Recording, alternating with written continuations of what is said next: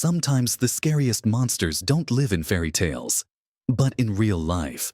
And often, their victims are defenseless children, like Emani Moss. Today, we will try to understand how the system failed this girl and what lessons we all must learn from her story. In a disturbing murder case, 10-year-old Emani Moss starved to death before her body was burned in a trash can. Dear viewers, I warn you that the following story will be extremely heavy and may shock you.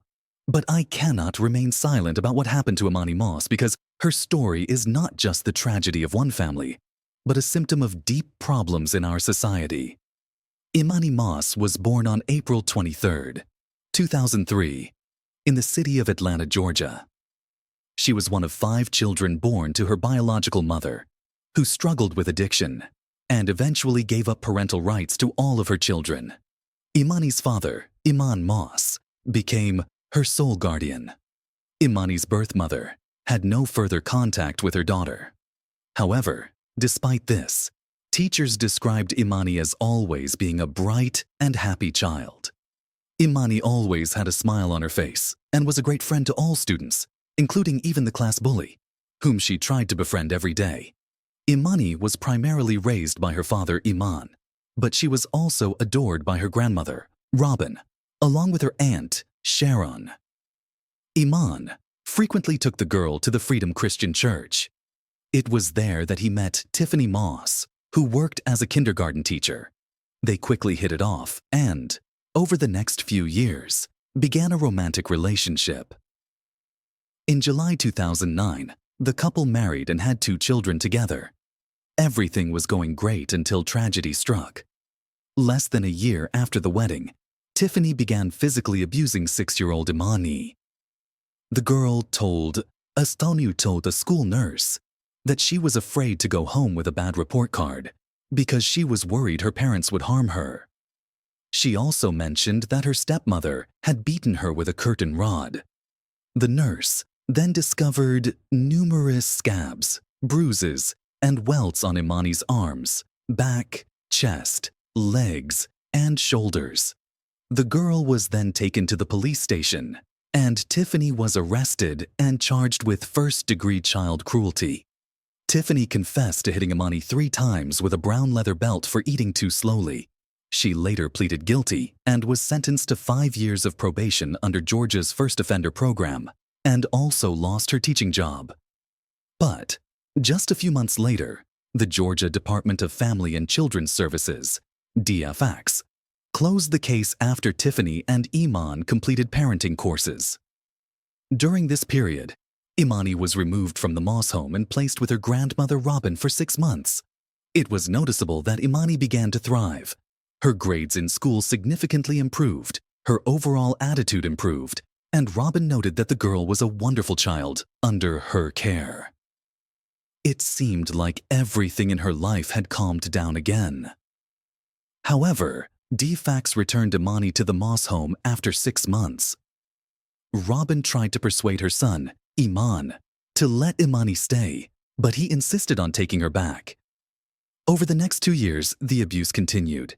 In July 2012, it was documented that Emani tried to run away from home twice.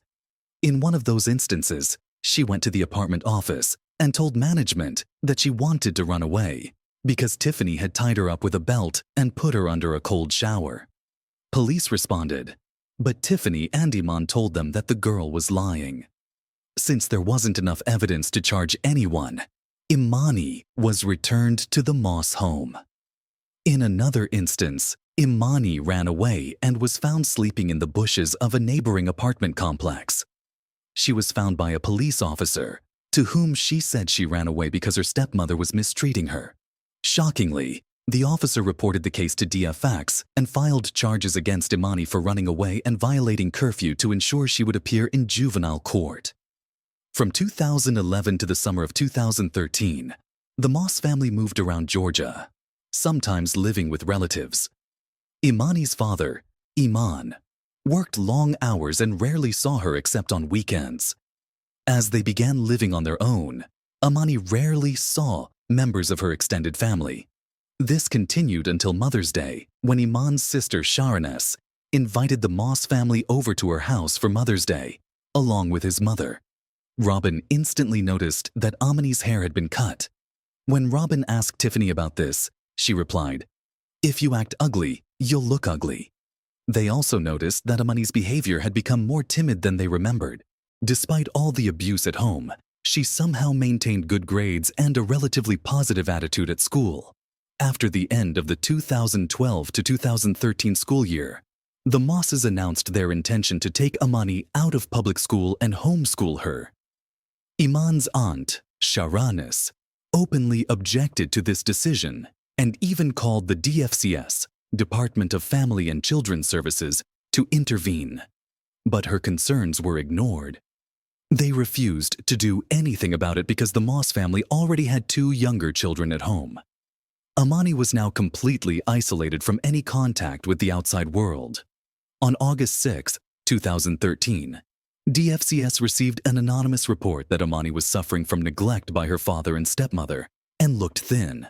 However, they did not even bother to visit the home after the report, allegedly because they did not have a current address and information about the ongoing abuse.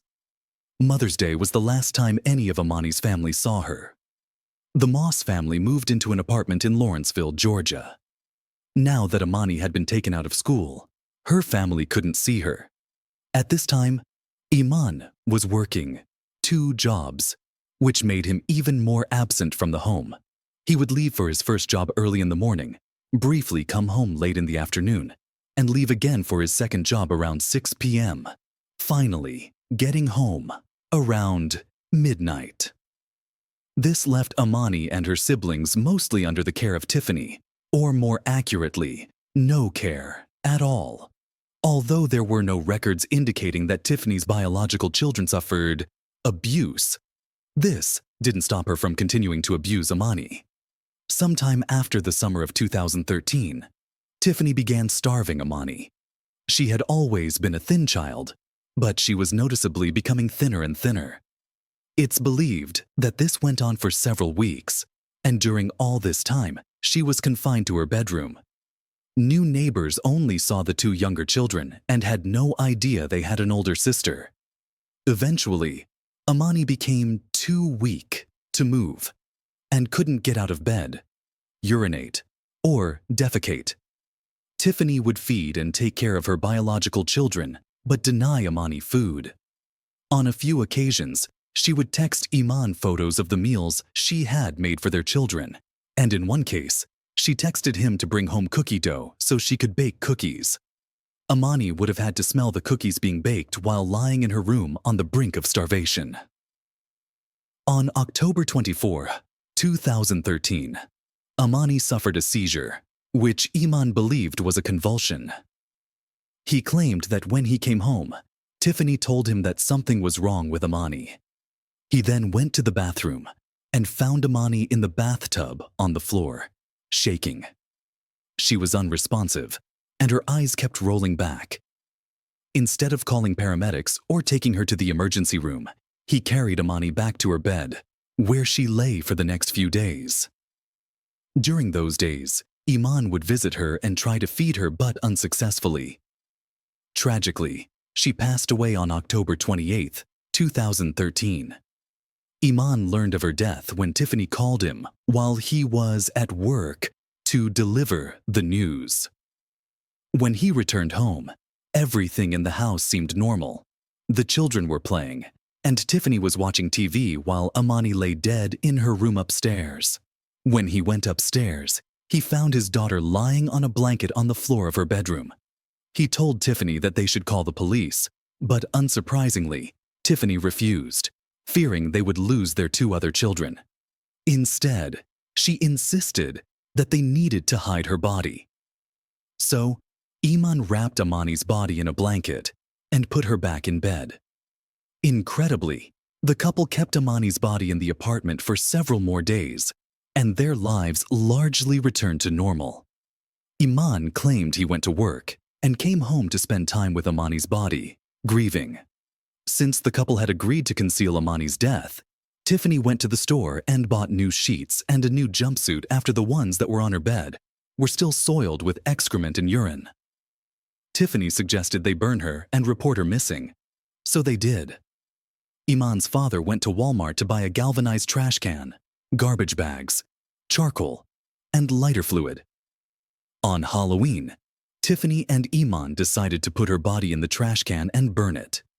When they tried to fit her into the trash can, they realized how stiff her body was with fourth-stage rigor mortis. They had to manually break Emani's bones. Then they used duct tape to bend and compress her bones together. Eman covered her with a blanket before stuffing her into a trash bag and into the trash can. The next morning, they transported the trash can in the back seat of their car with their 2 other children in the car, looking for a place to burn it. Eventually, they found a secluded spot and pulled the trash can with Emani's body out of the car. They added pieces of charcoal to the bottom of the can, doused the body with lighter fluid, and set it on fire as they watched her body burn. They realized it wouldn't burn to ashes. After about 5 minutes, they put out the fire and returned to their apartment. But Eman's body was still in the trash can. The day after the attempted burning, Eman went to work with Eman's body still in his car.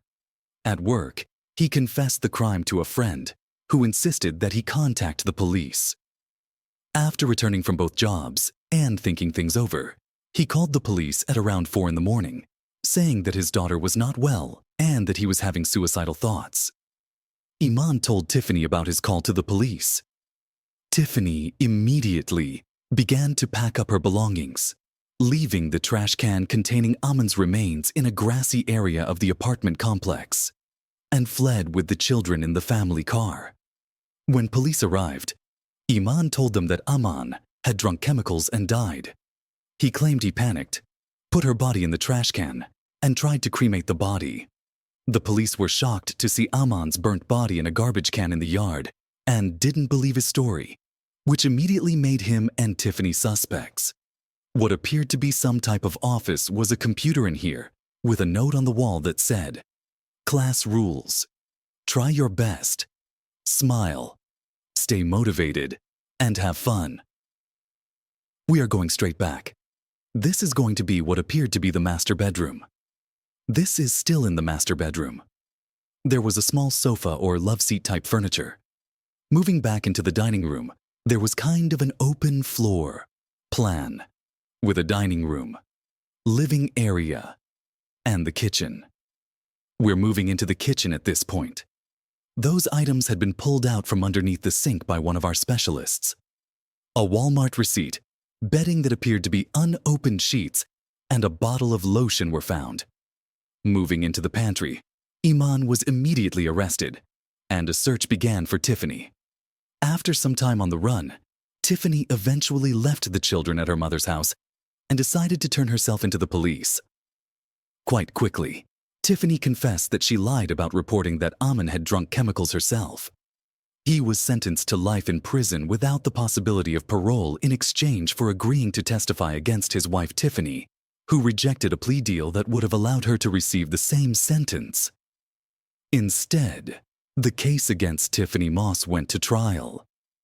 Tiffany was appointed attorneys for her case, but she chose to represent herself, going against the judge's advice. Instead of representation, she had attorneys acting as standby counsel to answer any legal questions. Accordingly, she did not give an opening statement, conduct cross-examination of witnesses, or deliver a closing argument. She faced 1 count of malice murder, 2 counts of felony murder, 2 counts of child cruelty, and 1 count of concealing a death, a total of 6 charges. And she firmly believed that God would help her through it. On the other hand, the prosecution presented 18 witnesses, including Emani's aunt Sharoness, her grandmother Robin, and her 4th-grade teacher. They also had her father, Eman, testify, along with the medical examiner. The most shocking of all the information that came out during the trial was Emani's malnourishment when she was found. She weighed only 30 pounds, and the medical examiner stated that she was nothing more than skin and bones. The medical examiner added that, based on her weight loss of muscle mass, and the fact that her organs were so small compared to normal parameters, she was able to conclude that the girl died of starvation. When jurors were shown autopsy photos of Emani, the weight loss was evident, and several jurors were forced to look away, with one crying. Tiffany Moss never looked up once. Eman testified that Emani ate a lot when he saw her on weekends when he was responsible for the children. The district attorney on the case argued for the court not to give Tiffany a life sentence, regardless of parole, and to never let her out because she will never change. They said, "She's shown you too much of her ability to be cruel. There will always be that dark side that's waiting to come out." On May 1st, 36-year-old Tiffany Moss was sentenced to death by lethal injection. The verdict as to penalty count 1, murder. We, the jury, recommend and fix the penalty as death. Signed and dated by the foreperson. Please give it to counsel for their review as to form, sir. Any exceptions to the form of the verdict by the state? Nothing from the state. Ask for, or any exceptions to the form of the verdict by the defense. Ladies and gentlemen, under these circumstances, it's necessary that the court conduct a poll of the jury. It simply means that I have a series of questions. On May 1st, 36-year-old Tiffany Moss was sentenced to death by lethal injection. She became the first person to be sentenced to death in the state of Georgia in over 5 years. The judge scheduled her execution for some time, between June 7th and 14th, 2019, although that date continues to change due to appeals. Eman and Tiffany remained married and lost custody of their 2 children after Emani's murder. The children were sent to live with foster parents, despite attempts by both Tiffany and Eman's parents to gain custody of them. Emani's death led to serious criticism and forced systemic changes in Georgia's child protection system. Following her death, several DFACS employees were fired, and others faced disciplinary action. It also led to changes in how they conduct investigations and reports of abuse. A Child Welfare Reform Council was created, which released a report in January 2015 on ways to improve Georgia's child welfare system. In 2018, Emani's grandmother Robin filed a lawsuit against DFACS, claiming they knew about the deteriorating conditions and abuse in the Moss household and could have acted sooner. However, there has been no information on the outcome of that lawsuit since then. Eman is currently serving his sentence at Smith State Prison in Glenville, Georgia. Tiffany is currently at Arundel State Prison and is the only woman on death row in Georgia. When she is eventually executed, she will become the 3rd woman in Georgia since 1945. This case was incredibly difficult to report on, but it highlights the negligence and failure of DFACS and those around Emani to protect her from the evils of those responsible for caring for her. May Tiffany swiftly be sent to the afterlife, and may Eman live remorsefully with the guilt of killing Emani, and may Emani blissfully rest in heaven. I just wanted to say a big thank you to everyone who watched this video all the way through. I'd love to hear your thoughts on this case in the comments, and please don't forget to subscribe to my channel. I'd also like to send a special thank you to everyone who has donated to support my channel. Your support means the world to me and gives me the motivation to keep making new and interesting investigations for you, my wonderful viewers. Thank you all so much.